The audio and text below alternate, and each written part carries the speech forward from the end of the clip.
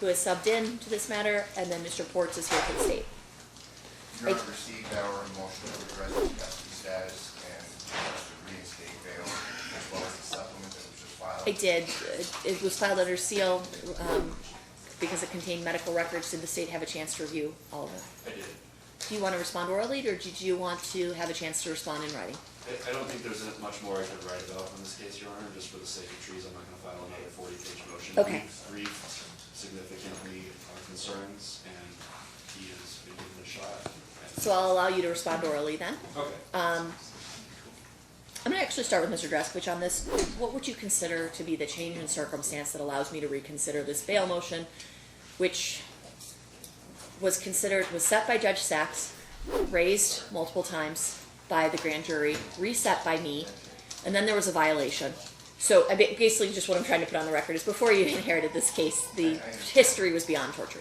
It's my understanding that it was not known that he was a primary care taker. Okay. And that's, I mean, I have medical documents to prove that where he's referred to as a primary caretaker. It's his big sister. I did see that. In bad shape. I mean, she's in very bad shape. And his being remanded has been that not only difficult, but life-threatening.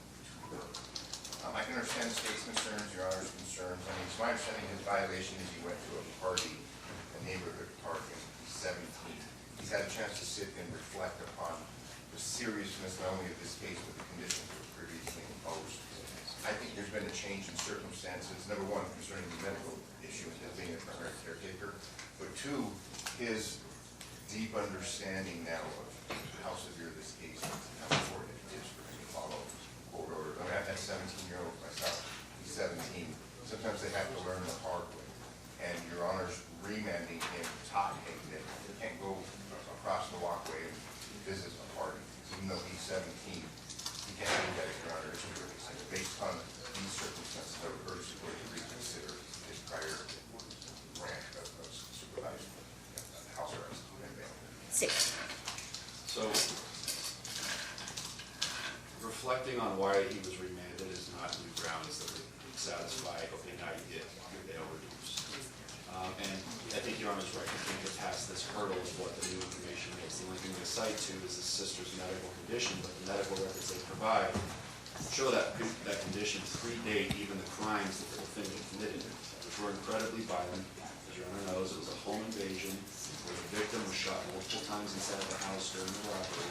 There's overwhelming evidence of this defendant's guilt to include text messages showing that he and his co-conspirators were planning this out well in advance, went in their arm and shot this man multiple times inside his own home as they were robbing. There's video surveillance tying into it, as well as their phones and texts, etc. This was an incredibly violent crime. The original bail setting to the state's mind was incredibly offensive, and as Your Honor's right, we've gone through a very tortured history to get to where we are. But his bail setting is commensurate with what his co-conspirators did in this case that are in custody. And he has not shown any new information, other than his new counsel has filed something, any new information that would justify reducing the bail. His sister's medical condition predated this. He would have known if he was a primary caregiver the day he came in, he had a bail set of $250,000 and has been in custody ever since. So this is really just a shot in the dark to try to get him out of custody yet again. And he should have never been out of custody in the first place in the state with being opposed to addressing it. Mr. Draskovich, final word. Again, I don't believe this should have been addressed. And obviously, that's something we should consider in training his ties in the community, his family support. So again, this is new in the sense that it had not been addressed previously. Understood. Very familiar with the facts of this case.